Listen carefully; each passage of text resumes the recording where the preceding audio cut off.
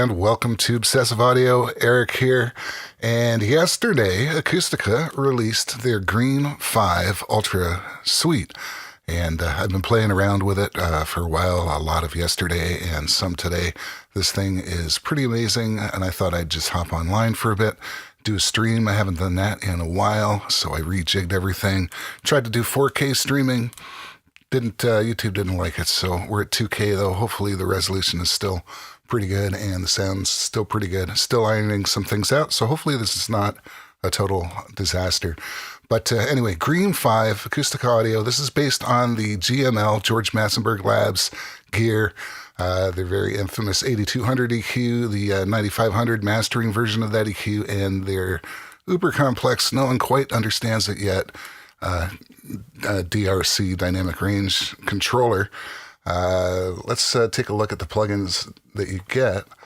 There's 4 of them, and basically it's like the mono and the stereo versions of each. So you get the EQ, you see all the color knobs there. It's based on the 8200 look.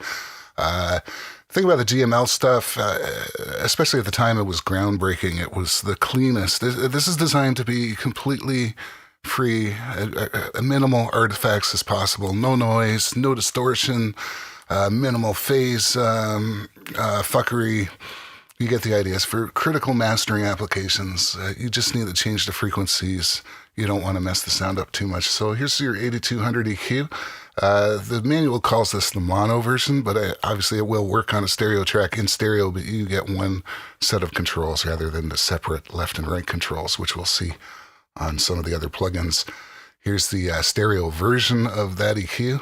A lot of controls. I don't know if this is going to be a deep dive going into every little detail. That would probably take a very long time, but I'll do my best to try and cover some things here. Compressors, you get 2 as well. The mono version of the Dynamic Range Controller and the stereo version. And wow. What can I say? The compressors, they're psychoacoustic compressors. So it was a special circuit. It was not designed to be focused on voltage detection so much as perceptual detection. True loudness, the way that people hear, if that makes any sense at all. Why don't we go to some musical examples and start there.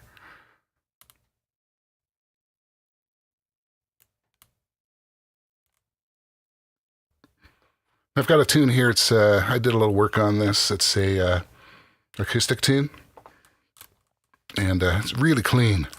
So I wanted to show you what the filters sound like and how you can work with it.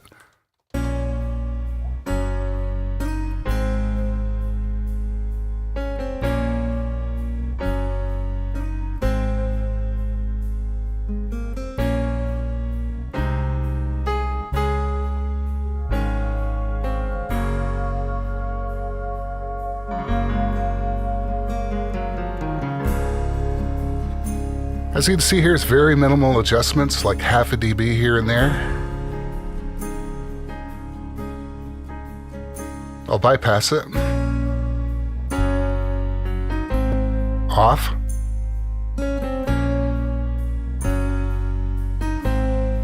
On.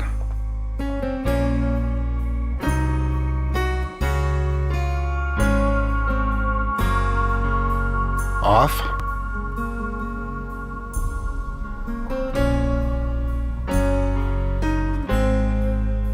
On.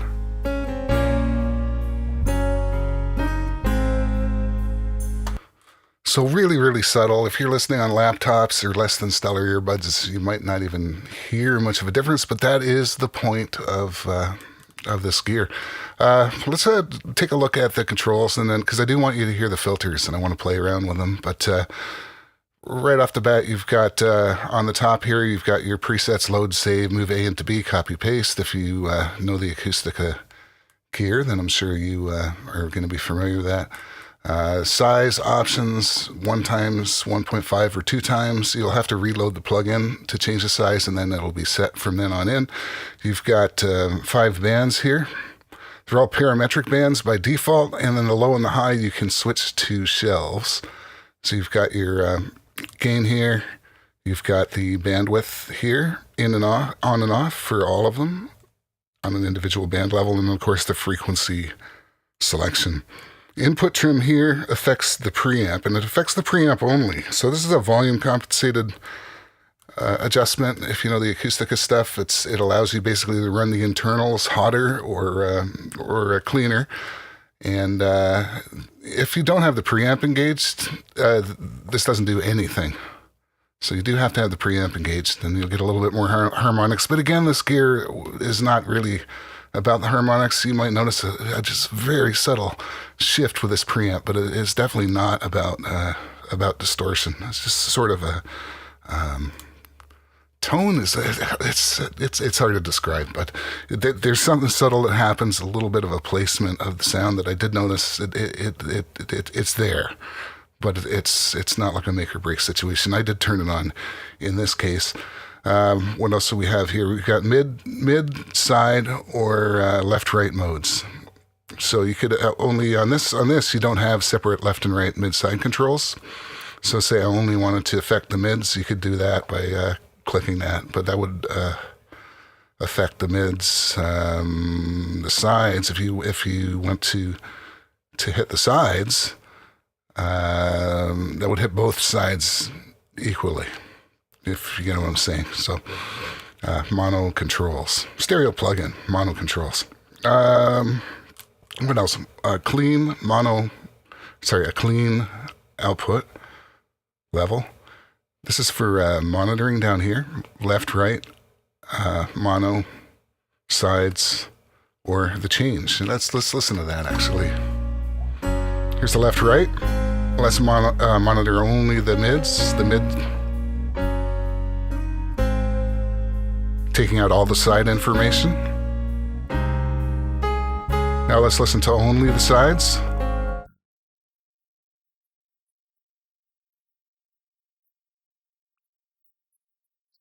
And then this delta here is the change that you're making. And so only the amount that you've EQ'd. Very quiet. In this case, it just got very rather wide boost around 100 hertz and a shelf around, I don't know, 4K. Again, very wide. That's going to be super quiet though. Anyway, let's go back to that. You got oversampling up here. 1 times 2x or 4 times oversampling.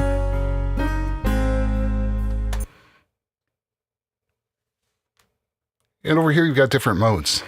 And the way Acustica described this in the manual, their products typically have been FIR for the sampling. They sample analog gear, and to get that as accurate as possible, they've been using FIR techniques, which is great for the transient portion of the signal and the immediate kind of short-term sounds.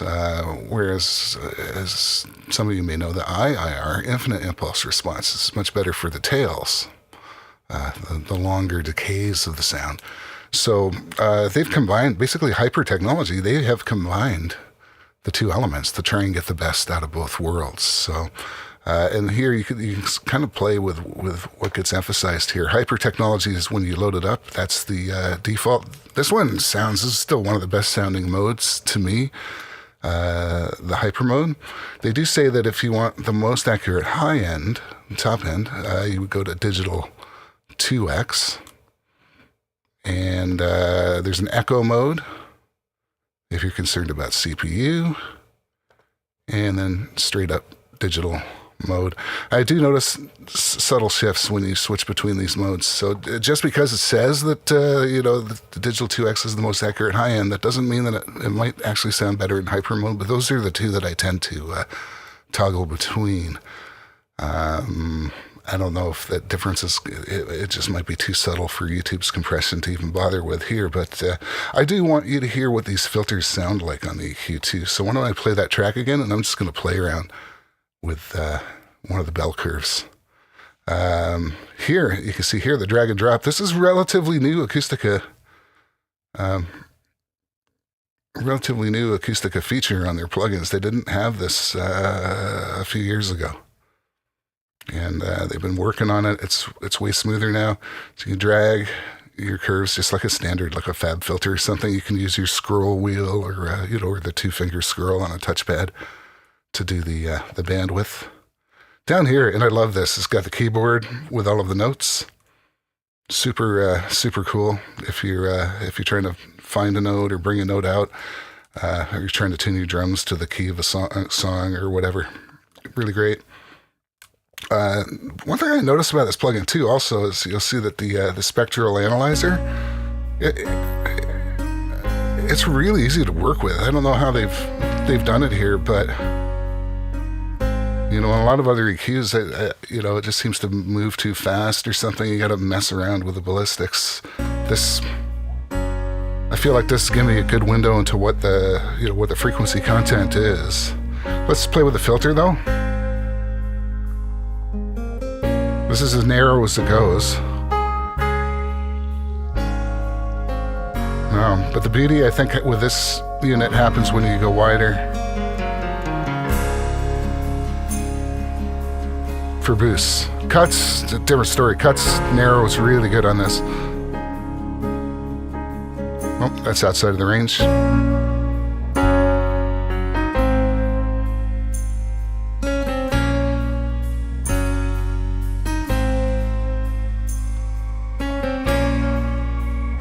Let's go to 2x and hear if we hear a difference.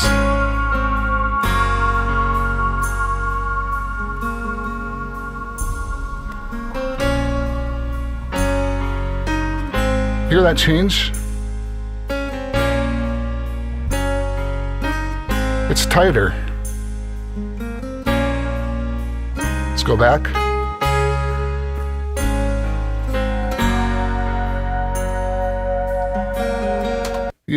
Digital 2x is tighter, but Hyper's kind of nice. It's open and a little more fluid sounding. Anyway, when I play with this, it doesn't sound the same when I do this with your standard DAW built-in bi-quad EQs or whatever. The quality of the sound is just phenomenal. No hesitation whatsoever using this on Critical Masters. That's what the original gear was designed to do. That's what Acustica worked so hard on recreating here. While we're on the topic, by the way, of that spectrum analyzer, there's different modes that you can have. So this is your frequency plot, but you can also go into a third octave graphic mode. And there is a real IIR, which I'm actually not quite sure what that does. Didn't get that far into the manual. But I'm assuming it has to do with the display here. And in terms of what I did with this particular tune, let's bypass it. I heard something that I didn't like, kind of at the 600, 5 to 700 range. Here it is bypassed.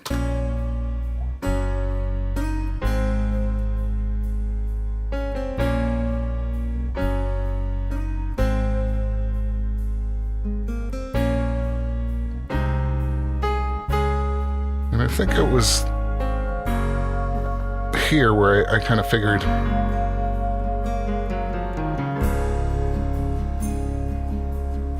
oops. These frequencies.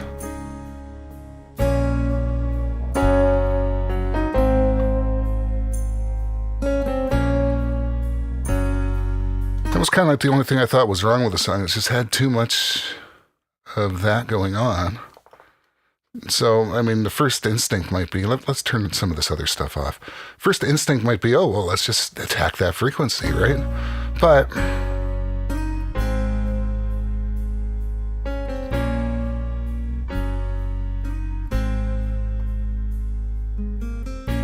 hear how that hollows out a lot? That's what you're doing to it. Even if you go like a half dB below, I want you to listen to the mid throw on this and how it doesn't really, it it doesn't really help in the sense that things start to sound just kind of more distant, and they sound more, well, hollow's, yeah, hollow's probably the best word. Check it out. Listen to the guitar and the piano.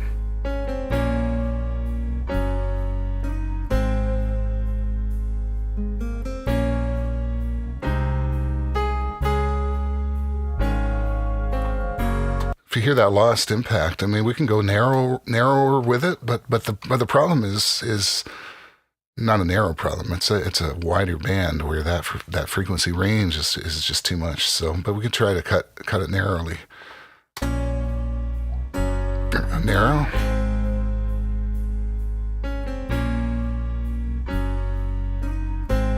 There's still that hollow sound that you're putting in. It's to me it's not a great thing to do in mastering, like to kind of start cutting into your mids. If you're hearing certain resonances and you go really, really narrow, you're notching stuff out, that's a different story. But like to the overall broad program material, no. The approach that I took on this instead was say, no, I'm just going to boost the top with a shelf in this case. And let's crank that up. And we're going to play with the bandwidth here. Actually, I don't know if the shelf actually doesn't really have a bandwidth. We're going to play with the frequency of the shelf. Until it starts to get into that range that we don't like, that we're trying to de-emphasize. Right? So we're going to just bring the shelf down until we start to hear that nasty 600-700 and go back, because we don't, if we're going to make a boost, but we don't want to boost that area. We're going to boost everything around it is the strategy here.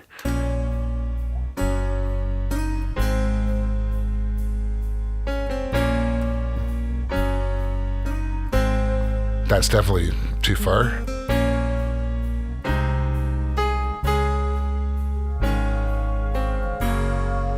Maybe here, I'm not sure what I had. Let's go with that. Other thing I noticed about this tune is it has severe sub-frequencies, like I mean like down at 30 hertz and stuff. Little too much. So I did a little tiny roll off that's probably barely noticeable. There, you can get it just helps a bit. Doesn't take away too much of that big feeling, but it just sort of pockets it, so you're not getting too much bleed. Maybe you might want to go in here with another EQ and do a really steep filter way down there. I don't know, but that's just what I did here. And I noticed also with the bass it had like a lot of nice low subs, but it didn't have that upper frequency range around 100 that speaks a little higher. So here is where I attempted to add a bit of that in. This range.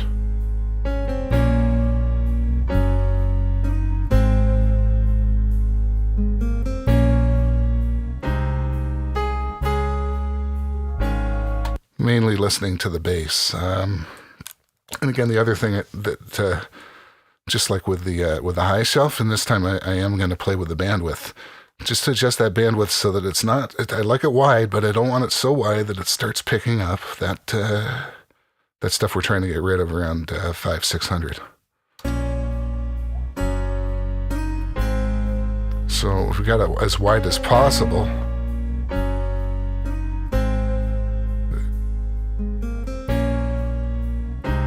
When it's wide like that, it is picking up that stuff that we don't want. So we're going to lower that. Lower the bandwidth.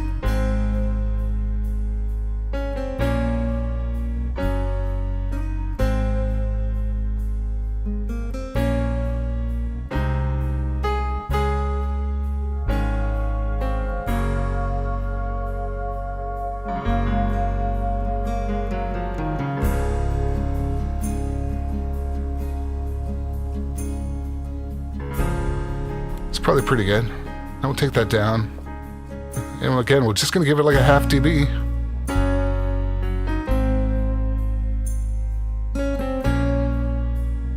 Maybe a little wider.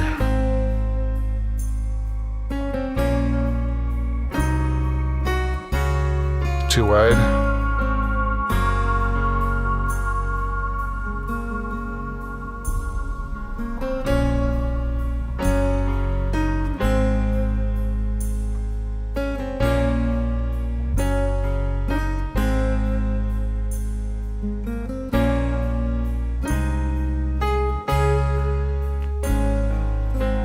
Let's hear it without.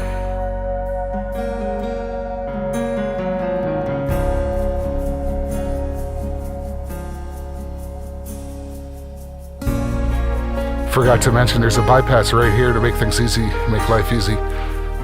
Off. On.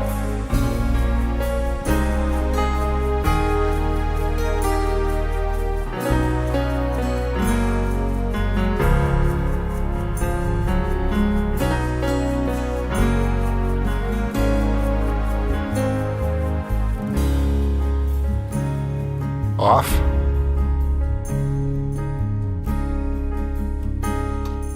All right, so pretty subtle, probably a little too subtle for YouTube's compression and the usual listening environment, but just getting the idea of how you might want to work with this. Let's move on to another plugin here. Let's take a look.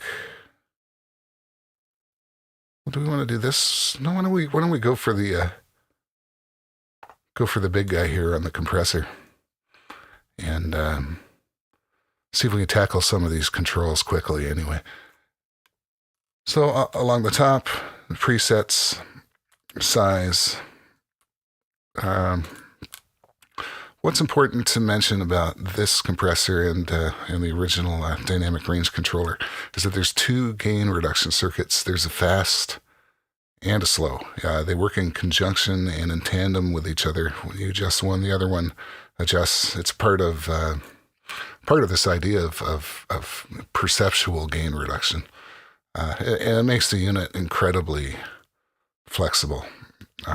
As a mastering, you can use it on tracks too, but again, it doesn't have a lot of distortion, or if you're looking for something to really crush your drums, I mean, this thing will go fast enough.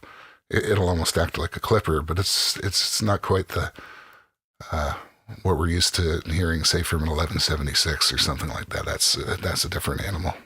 I don't know why my computer's doing a little bit of rotation there. Okay, so we've got the size. We covered oversamplings over here. We've got attack and release for left and for right.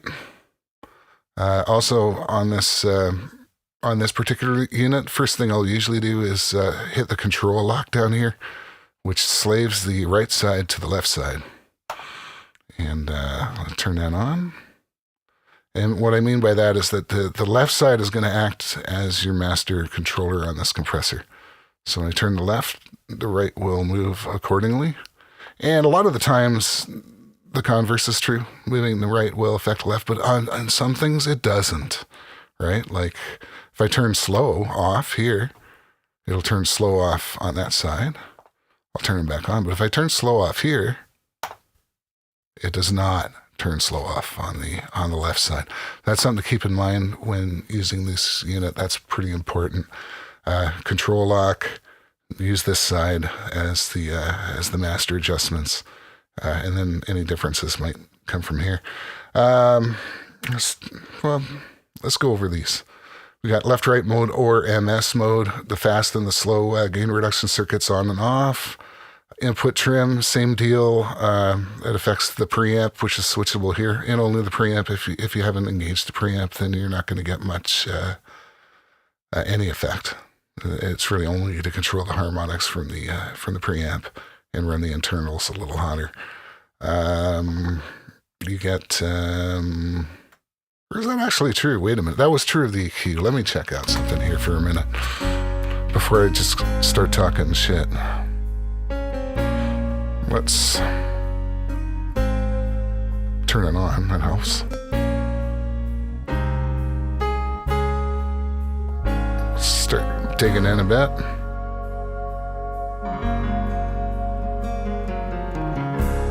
Oh, it does. This does affect the amount of compression you get. So scratch that earlier part. It affects, in this case, it affects more than just the preamp. On the EQ, it only affects the preamp. All right, so that out of the way. What else we got? We got attack and release. Again, these work in conjunction, the slow and the fast.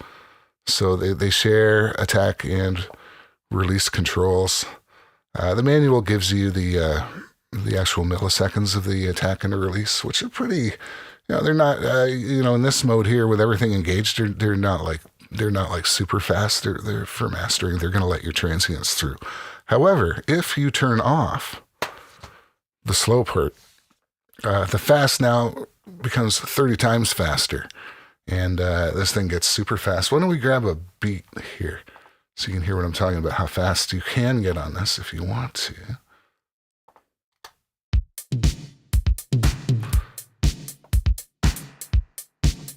And we'll crank the ratio up. That's a lot of gain reduction now.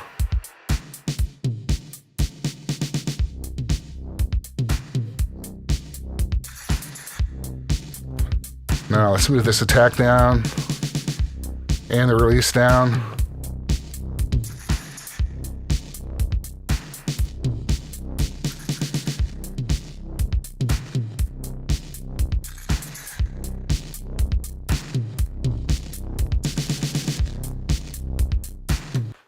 Right, so yeah, you can get attacked like a pseudo clipper, which is totally not what it's designed for. But I just wanted to show you that's microseconds fast.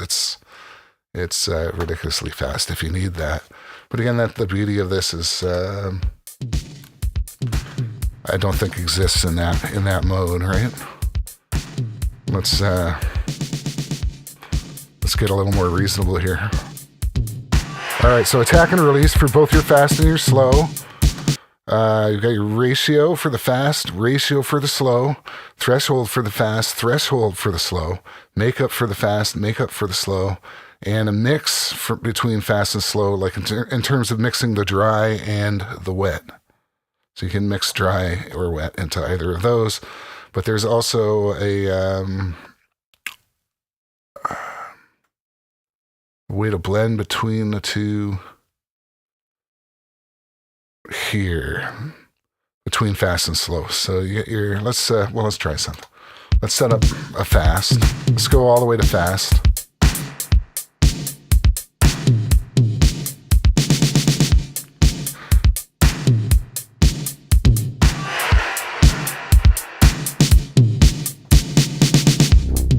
Got a sidechain high-pass filters.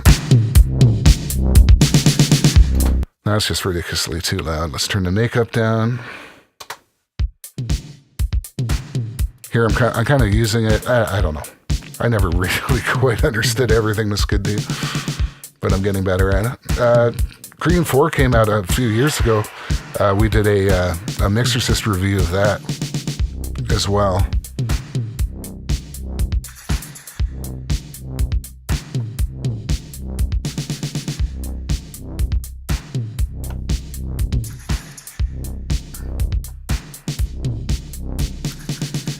A little better. Got the SH mod, which is another classic Acustica control, which it affects the shape of the attack curve. It involves some look ahead and stuff. I think anything above 2, I think, is where you set it to get the original gear response.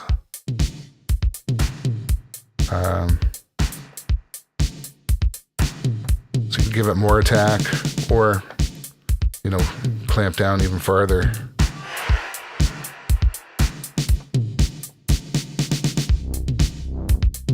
Kind of like it here. It's a little gritty still, but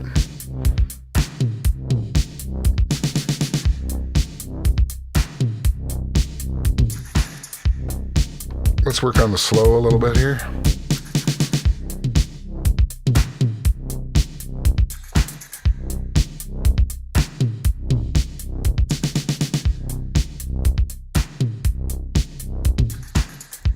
Yeah, speed that up a tad. That's also speed up what happens on the fast, but that's not a problem.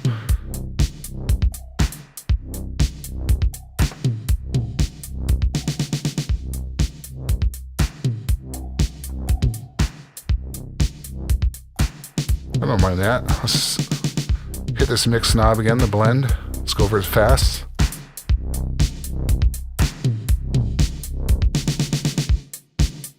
And I can hear that the slow doesn't have quite as much makeup, so let's try to balance that out a bit.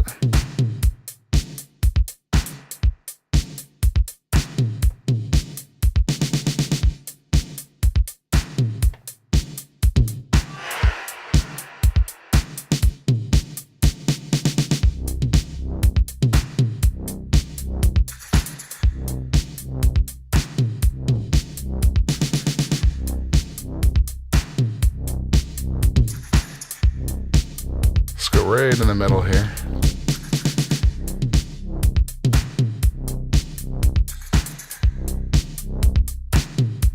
And this is, I think, where the input trim can come in handy, because I don't mind the way that compression sounds, but it's hitting it too hard. So let's back it off with the input trim.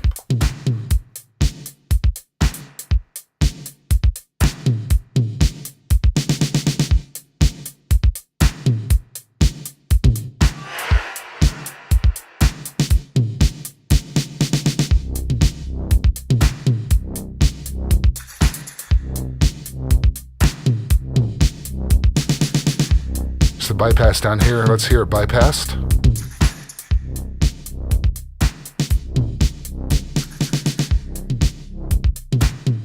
On.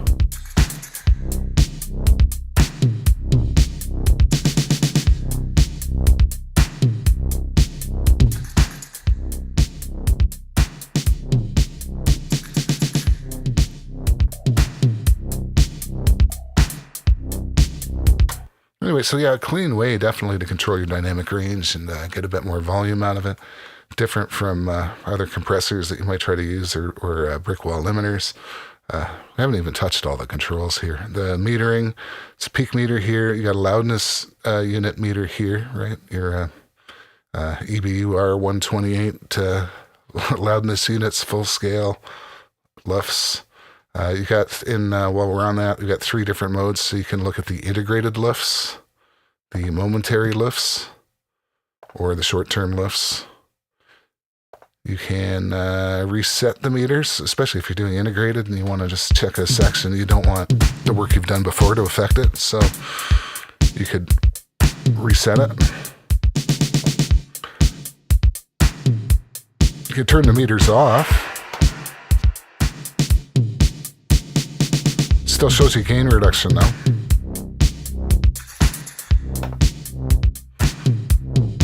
Mid-side mode. What else didn't we cover here? Oh, stereo spread. Here we go. Can widen it out.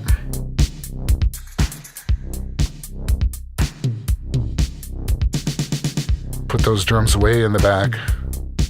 Or vice versa.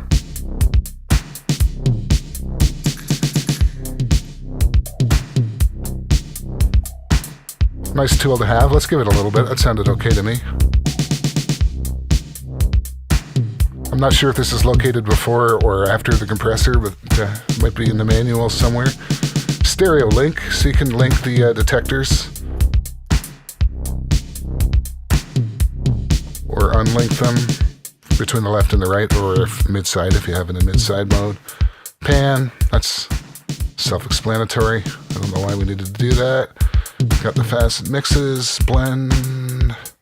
What else am I missing? Oversampling. Probably I'm missing a whole bunch of stuff here, but anyway, this was not meant to be an exhaustive, systematic look at all the controls. You should just read the manual for that. It's quite an extensive manual. What else do we have here? We've got the similarly.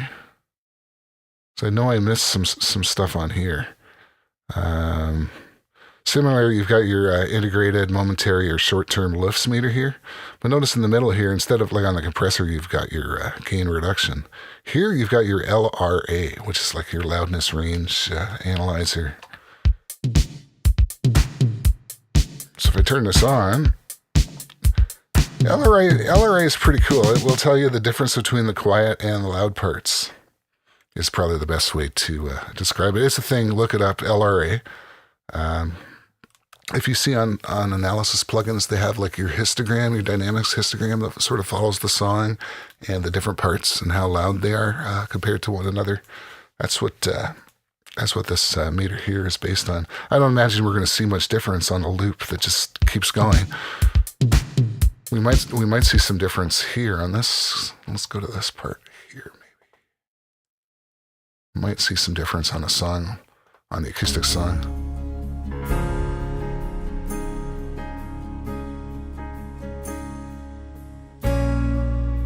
Or not.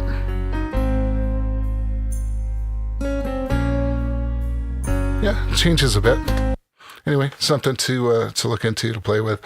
Down here, of course, your delta controls again. To listen to only what you're changing. Because this EQ's flat, I imagine we're going to hear nothing right now. And sure enough, we've heard nothing. Control lock, and let's just give it some high end. So this is only what that shelf is doing. Or what that... Okay, now it's a shelf.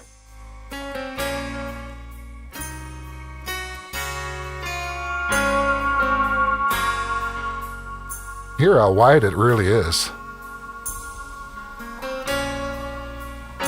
Fantastic.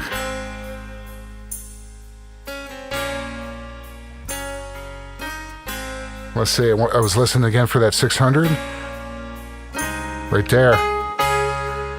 You have gone too far. Do not pass go. Do not collect 200. So that's another way to help zone in on the changes that you want to make. Anyway, I think I'm pretty happy with that now. As a first look, polarity controls, master output, spread and pan. Hyper, the different modes, hyper echo digital 2 times, oversampling. Yeah, you know what? I'm good. I think we got a show here. I think that's good for now. And make sure you like, subscribe, and yeah, thanks for watching this. And we will see you next time on Obsessive Audio.